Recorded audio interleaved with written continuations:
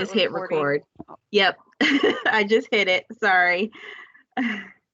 So if you are looking to drill down, just kind of keep that in mind that when you are going into your patient info tab and you are selecting your filters, it's going to impact that patient info tab here. And then as you, even if you don't see what you're looking for in the patient information tab, go to some of these different tabs because it's going to, again, correlate with what you've selected. So you may have a better chance of getting to your patient population as you go through these tabs. Because when you're, well, I'll show in the next couple of slides what it's looking for. There's a lot of different information in those filters, and there's a lot of checkboxes and clicks, and it's showing in totality everything that's clicked. So even though you select, oh, I want my isolated hip fracture cohort, or oh, I just want to I just clicked on the TQIP section, you may still see other patients that you're not 100% looking for.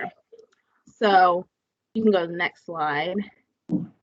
So I'm just going to really quick have a couple of patient populations and how you might have to change some of those filters to really dig down into those patients. So this one is, I'm looking at, on my report, I have risk-adjusted major hospital events, and it's broken down by cohort. And I have 3 events out of my N of 122 elderly patients. So I want to find those 3 patients that had observed events. You can go to the next slide. So when I'm going into my driller, on the left here, the first section I'm going to go into my cohorts, and then I'm going to select elderly patients. So that's not showing here, but on that left-hand side, that drop down, that's your cohort, you go and you'll pick elderly. So then I'm going to go into my outcomes, and I'm going to click hospital events. Depending on what tab you're looking at, again, it may not show everything on that patient info tab. You're going to have a lot more information on that patient info tab. But if you go over to your outcomes, now I've got my 3 patients. However, depending on some of these outcomes that you're looking for, if you're looking just for mortalities, or if you're trying to drill down even more, sometimes it gets a little confusing, because if you go to where it shows here on the risk-adjusted patient results side, you may have a whole list of patients that say major hospital event as the outcome, but you're looking through these patients and you're like, no, these patients didn't have events. Look at this event indicator where I'm kind of pointing to right here. Now this has already been drilled down, so you're not going to see what it started with, but you'll see a lot of no's. If it says no here, that means that it's capturing it under that outcome, but it didn't actually have an event happen. So in order to drill down a little bit deeper and actually get those patients that you're trying to get to, then you want to find that event indicator filter. Sometimes this is going to show up under outcomes. Sometimes it shows up in risk adjustment. It just kind of depends on what you're trying to drill into. So be on the lookout for that. And then you want to deselect both values and just look for the S's. And then that's going to get you to your smaller set of patients. And these, if you look at this at first glance, it looks like it's a lot of patients. There's more than 3, but if you look at that patient ID, there's actually only 3 patients here. So it's showing you each patient in under all the different categories that they fall under. So just kind of pay attention to that as you're looking into your driller, because it does get really confusing once you're getting in there and getting into the weeds. Also, when you're wanting to get rid of your filters, this little refresh button right here, you want to hit that, and that's going to get rid of all your filters so you can start fresh. The other piece I wanted to point out is that patient info drop down. So it's going to be the very first one. It's really, really long, and it gets a lot of lag. So if you're trying to scroll down and you're scrolling through all this demographic stuff, sometimes it's a lot easier to just close that cascade and then pick your other ones first, and then go back to patient info and then pick the specifics you want out of that. You can go to the next slide. So the next two things, I'm just going to show you another area that you can look into that might be a little bit helpful. That seems to be a little confusing when you look on the front end. So if I want to look into my open tibia operative fixation time, so I have my report, I have 4 open tibia fractures, but only 3 went to get operative fixation. So I want to find out who these 3 patients are. So you can go to the next slide. So when I'm getting into my driller, I'm going to go to my cohorts. I'm going to select my closed tibia fractures, and then I have my 4 fractures. So these are the 4 patients that were my N, but I want to know the ones that actually went to the OR. So this is where I go to the cohort first, but then I go back into my patient info tab. Almost to the bottom of that patient info tab, you'll have all these time to metrics that pop up. Again, because these are pre-selected, because when you're starting fresh, everything is selected. It's showing you every patient that's in your TQIP report. So that filter is how you again drilling down to get rid of some of those people so you can get to the patients you want to get to. The section that says include empty values, it's showing you all the patients that fall under that section. So you want to deselect include empty values, because that's going to get rid of the patients that didn't have an operative time. So then now you're left with your 3 patients that had operative fixation. And there's probably multiple ways to get to these patients, but this is just one of the ways that I get to. It's just keeping in mind that it's showing you everything, and sometimes you've got to play with it and unselect things and select things to get rid of these kind of false negatives that they have in here, that it's pulling patients that, to me, it shouldn't be pulling, but it's because, again, it has like include empty values, yes, no's, that kind of thing. You can go to the next slide. And this is the same thing. This is your operative fixation of your mid-shaft femurs. It's a time to metric. So I have 23 femur shaft fractures, and I want to drill down to find the 14 that got operative fixation. So you can go to the next slide. And I did the same thing as I did with the tibias, but this is just looking at a different tab. So I went to my cohort, I went mid-shaft femur, but I went to my cohort tab instead of my patient info tab, and it's just going to give you a different view. The patient info tab has a whole lot of different metrics that it has in it, so sometimes that might be overwhelming if you're really just trying to find some really simple information. So go to that cohorts tab, or go to the outcomes tab, depending on if you're looking for an outcome like a mortality or a hospital event or something. It's going to kind of shorten all that information so you don't have to scroll all the way over to see everything that's included. So I did my mid-shaft femur, and then now I went back to my patient info drop down, and I deselected that include empty values, and now I have my all my patients that actually had operative fixation that are mid-shaft femurs. So hopefully that makes a little bit more sense. Does anybody have any questions on that, or things that when they were drilling down they found were useful or confusing, or does anybody do this a different way?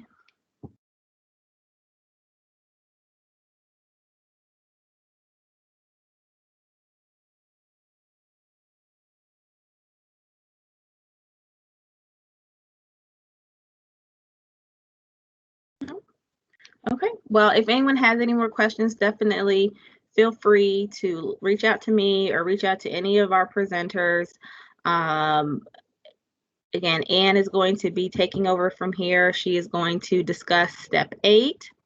And just so everyone knows, since we've gotten a lot of good feedback on these education sessions, and we really want to keep the momentum going, and I think it's really great that we've been able to collaborate between OSTNL and AOTR. So our education group will actually be sending out an invite from here on out for the off months of our meetings.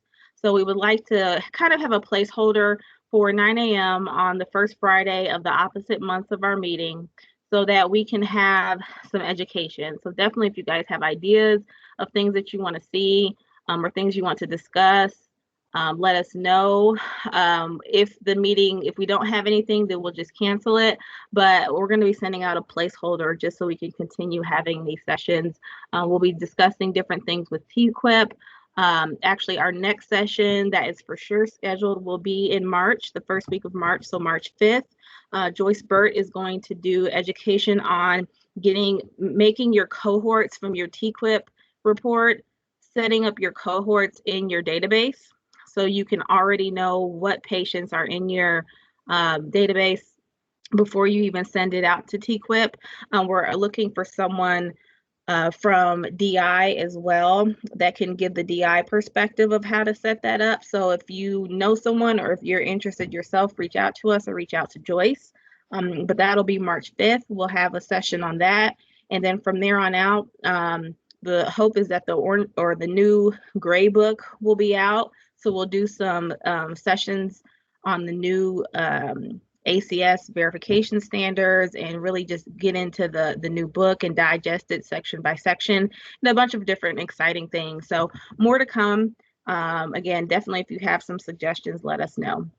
So I will go ahead and hand it over to Ann and let her take over.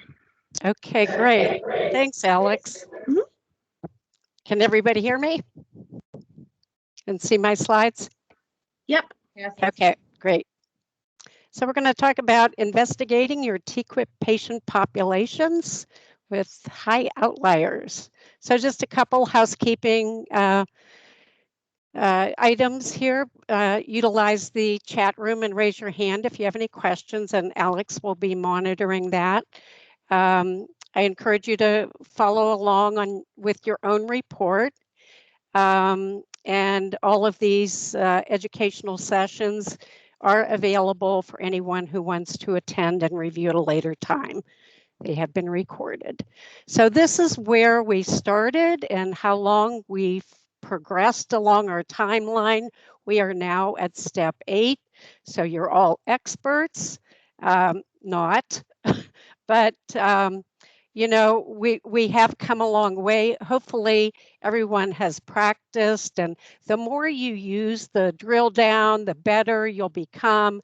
But none of us are really experts. It really takes time and practice, and keep going over your reports and drilling down. The more you use it, the more proficient you'll become. And yeah, it just takes time. We're all learning together. So disclaimer, the following information is dependent on the assumption that your hospital's data was validated per your facility's validation process prior to TQIP submission. And as we move through the education, please note that the examples presented may differ if you're a level 3 versus a 1 or 2, or even pediatrics. And you know, some of the examples I'm showing you, obviously I'm a pediatric center, so they're going to be different. So when you have a high outlier, there are different causes for that. It could be quality of care, it could be data mapping, or it could be data coding. So you want to identify from your report what high outlier you want to look at. So we had a problem with our mortalities. So went into our drill down and identified our patients. And you want to focus on the ones that have a low probability of the event. So just as Alex was just talking about, look at the event indicator. I have selected all of the ones that had yes. So I'm looking at all of the mortalities that died. So I have no no's selected. And I look at the ones that have a low probability of dying. Those are the ones you want to focus on. So for our spring 2019 report, like I say, we were a high outlier. we identified that our complication mortality, as you know, that mortality was identified at one time as a complication by NTDB, and then they since retired it. We did not catch that in our registry, so we had a mapping error, and it was mapped to other instead of NA.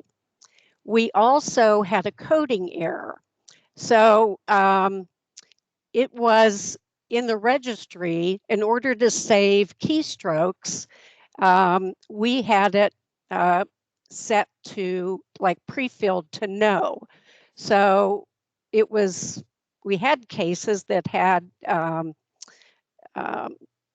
pre-hospital cardiac arrest, and apparently our registrars just have these flying fingers, and they just like skip right over that. So our action plan was to correct those changes, resubmit the corrections. We turned off that auto default of no for pre-hospital cardiac arrest in the registry field. So they had to stop and think now, did they actually have a pre-hospital cardiac arrest? The other thing, as you all know, TQIP is sending out these data quality filters. And these data elements can affect the quality of your data. So, and I don't know about you, but it doesn't surprise me that some of these were outliers for us. So more than 10% of the patients with anomalous BMI greater than 100 or less than 10, or an unknown BMI. So that's calculated based on the height and weight. So in the emergency department, anybody who's worked in the emergency department knows we usually get a weight, especially in the pediatric centers, but we don't get heights on our patients. And this has to be done within 24 hours. So we were at 62%, and they went less than 10%. So the other one was more than 10% of the patients with an unknown initial ED hospital systolic blood pressure. We were at 15%, and then more than 10% of the patients with an unknown initial ED hospital GCS motor score. We were at 47%. So we did a chart audit. We had greater than 180 charts that had a missing systolic blood pressure. Now these have to be done within 30 minutes of hospital arrival. So what we looked at the arrival of the patient, and we looked at the time of triage. They weren't really too far off. We thought, well, was the patient coming in and sitting in triage or sitting in the waiting room for a long time before they got triaged? Well, that wasn't the case. They were being triaged soon after arrival. So why weren't they getting their blood pressure taken? Well, they were getting a blood pressure. We thought, well, maybe, you know, the kids, because we also looked at the age of the child, and they were getting a blood pressure taken. We found out that what they were doing in triage, they got the other vital signs, but they were getting cap refill in triage, and they weren't getting their blood pressure taken until they got roomed back in the emergency department. So here we found an educational opportunity for the emergency department staff nurses. So as far as the GCS, we had greater than 575 charts that had a missing GCS within 30 minutes of arrival.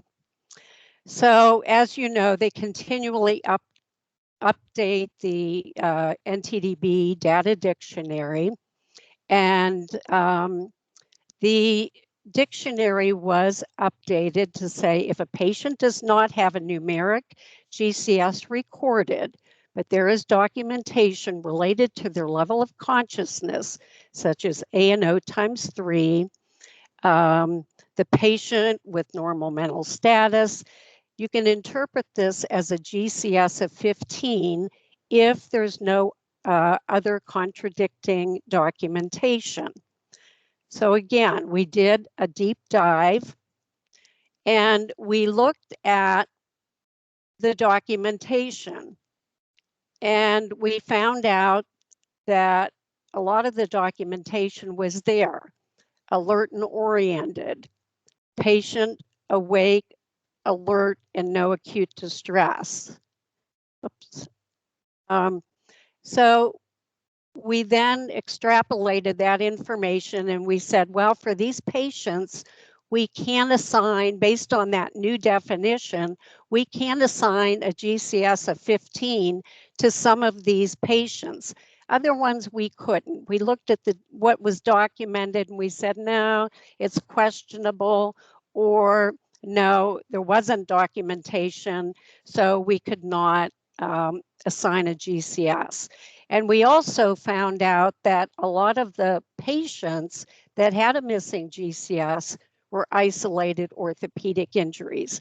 Having worked in the emergency department before, I myself would never document a GCS on those patients. So again, an educational opportunity, because they do a focused assessment. Why would you check a GCS when they have an isolated orthopedic injury? Their head was not injured. So that's the thinking of an ER nurse. So we also did a drill down. We had 14 mortalities from June 1st of 17 through December 31st of 18. We looked at our peer review. We had one patient that had a mortality with an opportunity for improvement. We had 2 patients with anticipated mortality with opportunity for improvement. And those involved recommendations to call a trauma team. In the PICU, it was a direct admit from an outside hospital. We had another recommendation to deliver 2 units of packed red blood cells for all trauma 1 activations, which we continue to do now. And then we had 11 patients that were mortalities without opportunity for improvement. We also looked at our TQIP quality metrics. We had 1 without a systolic blood pressure, and we had 2 without a GCS motor score. And then we also did a chart audit where we sat down with our trauma surgeons and we looked at the coding for these patients. We increased the AIS coding by 1 in 6 of our patients. We increased the AIS by 2 in 1 of the patients, and we increased the AIS by 4 in 1 of the patients. And we had no changes in 6 of the patients. So our action plan was to resubmit the corrections. We changed the registry to enter the injury codes first and then the ICD-10 codes. So, and I didn't know this, but what was happening prior to this is the registrars did the ICD-10 codes first, and then that prompted them to enter the AIS codes. So as you all know, AIS is more sensitive for injury coding than an ICD-9 coding is. And when you're prompted based on the ICD-10 codes to like pre-populate an AIS code, it's kind of backwards. So they changed the order of how they entered the data. So they do the AIS coding first, and then they go to the ICD-10 code. So if you have like a not further specified ICD-10 code, you're not going to have an accurate AIS code. And then the emergency department worked on an IQI project to decrease the gap for systolic blood pressures and GCS scores. And then there was mandatory education housewide to get height and length measurements for that was offered for all nurses starting in January of that year. So then we decided to prospectively do a chart review of our mortalities before we submitted them to TQIP. So we had 3 mortalities without opportunity for improvement, and we had 1 anticipated mortality with opportunity for improvement. During the chart review, we added a positive ETOH and THC to one chart. One chart we added or corrected the AIS coding. It actually increased the ISS score from 10 to 35. And 2 patients, there were no changes. So our next steps.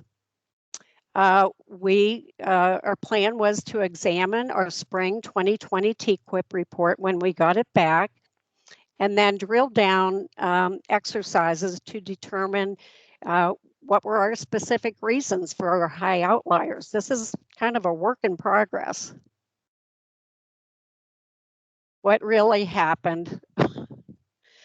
Well, reality hit. We onboarded 2 new registrars, and we got an agency registrar. We got a new TMD and an assistant TMD, and COVID hit. So basically, everything came to a screeching halt, and this is what happened. So as we kind of recollect ourselves, a couple things we want to start working on or is in process is look at some of our protocols. We're revising our severe TBI pathway based on the new guidelines that have come out. We're implementing blood scanning for our MTP to monitor compliance with our protocol. And we need to start monitoring again before our next report comes out and just kind of get back on track. We just kind of, like I say, reality hit, and we need to, like I say, get back on track. So I thought I would talk next about our work with the Ohio TQIP Collaborative, because I think a lot of the principles and work that we've done with the TQIP Collaborative can be applied to individual trauma centers, because what we identified, as many of you know, we had a high outlier with the ventilator-associated pneumonia, beginning with the fall of 2018. And we've approached it with several different ways, but one of the activities we did is we did this TQIP drill down exercise. And you can find this on the TQIP website under the TQIP Collaborative. And I believe Alex sent this out to you as well with the meeting invite. So one of the items on the drill down exercise is, what's your hospital outlier status for the model indicated above? So you look at your report for the specific high outlier. So in this case for VAP, and I'm just looking at my report, you look on the report, ventilator-associated pneumonia, we were 2.1, it's not shaded, so we're not a high outlier. So how many patients met cohort criteria for the model? So that would be in your N column. So there were 47 patients that met the criteria to be looked at in the model. Then you go to your data drill down report. And you set your criteria, you look at your ventilator-associated pneumonia, and it was specific to the severe TBI cohort. So you select your parameters for to answer this part of the question here.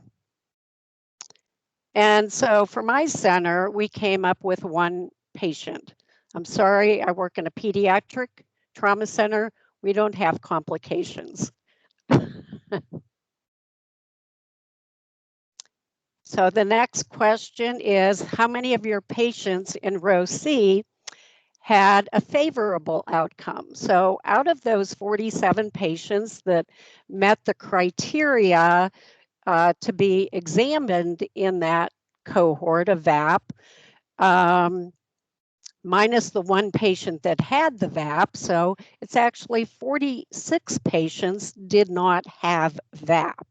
So that's your question, answer to letter E on that drill down report. So then the next question is, how many of your patients in row D had a probability of outcome of less than 20%? So that patient, you drill down and you see that the answer to this question is close to, it's just a little bit over 28%. So they're asking for less than 20%. So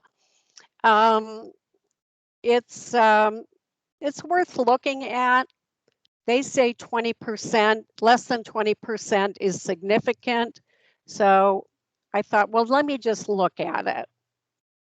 So I drilled down, of the patients in row F, how many had an unexpected adverse outcome due to issues with data quality? So my one patient that had VAP, I drilled down, I went into the medical record, and I found that this was a self-inflicted gunshot wound to the right parietal area, status post frontotemporal parietal occipital hemicraniectomy and partial frontal lobectomy. Patient had a cranioplasty on whatever date and is now status post VP shunt. He's a Ranchos level 5. So what were the most common data quality problems you found for the patients in row G? Well, what I found is when I looked at that patient, he did not meet the VAP criteria. However, VAP was documented in the medical record and entered in the trauma registry.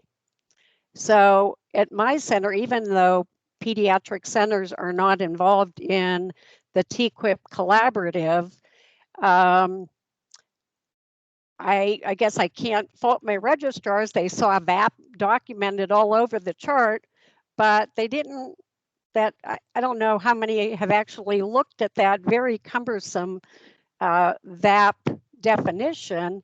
It is very hard to interpret, and that's one of the reasons we're working on this VAP calculator to make sense of that, that definition. So we removed that complication for this patient.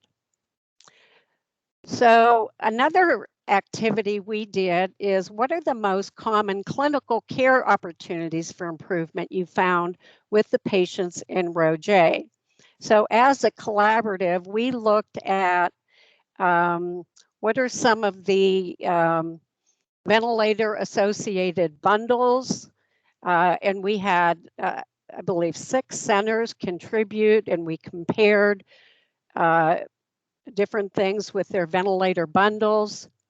We also looked at their sedation protocols. There wasn't a lot of differences amongst them, but we thought it was worth looking at. The other thing, as you know, is we worked on a VAP calculator. Andy Duplain from Summa Health System came up with this calculator in an attempt to improve compliance with the data definition.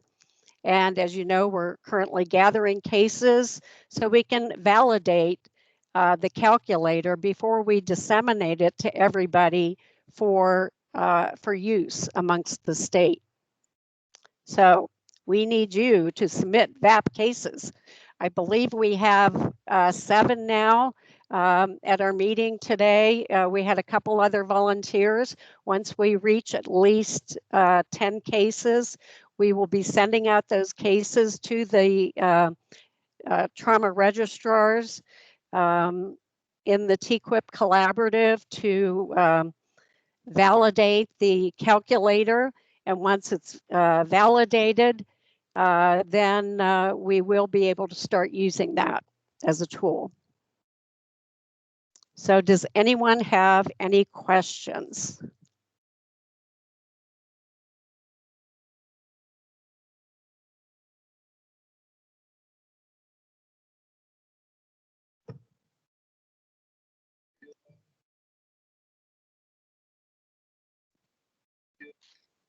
And I have a question on that, the document that's attached.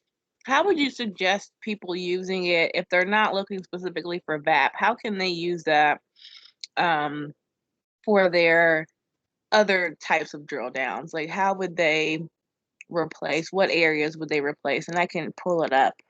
Yeah, so that's an excellent question.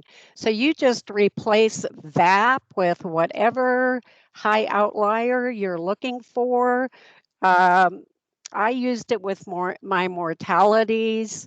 You can, whatever high outlier you have, you just replace that high outlier in the form. I'm going to go ahead and share it so people can kind of see.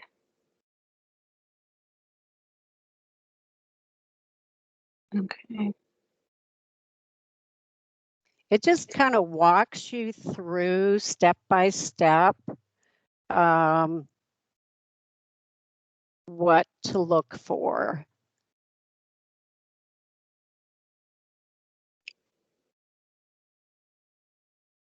What to consider. Okay, great.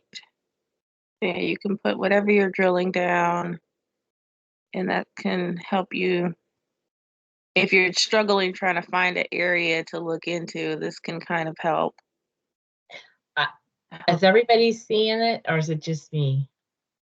Is it not showing up? It's Did it not go showing away? up. It went away. It doesn't. Teams does not like me today. Let's try this again. Okay. There it is.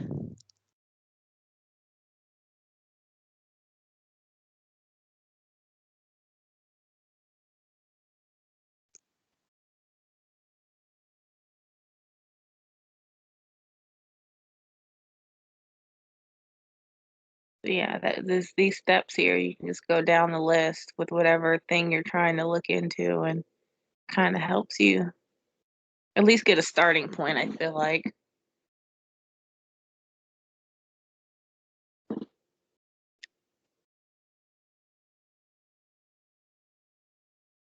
Can you guys resend that out again today? Or not today, but whenever?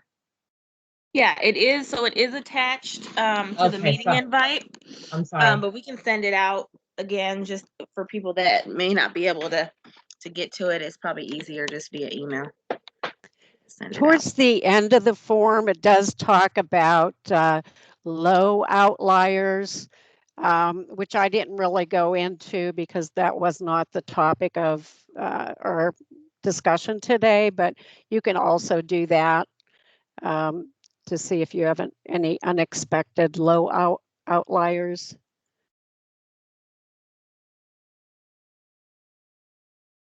Did I go too far? Did I pass it? No, you can keep going. That just Okay. shows you how to.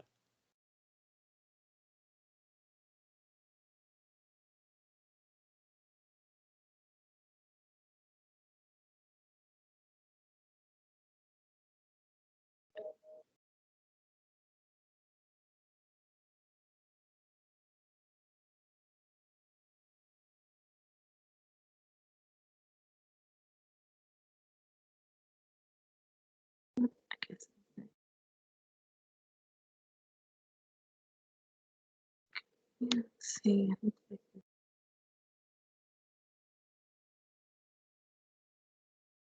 Andrea said she can put it on the website. So are you okay with it going on that website, Ann? Oh, absolutely. It's Okay. on the TQIP website. I mean, Okay. good. We'll add that.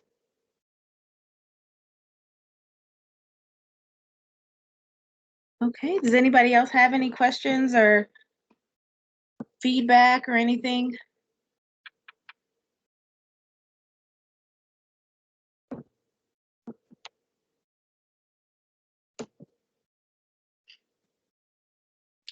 All right. Well, thank you so much, Anne, for your presentation. And thank you everybody for attending. I really appreciate it. Again, we've had really great turnouts.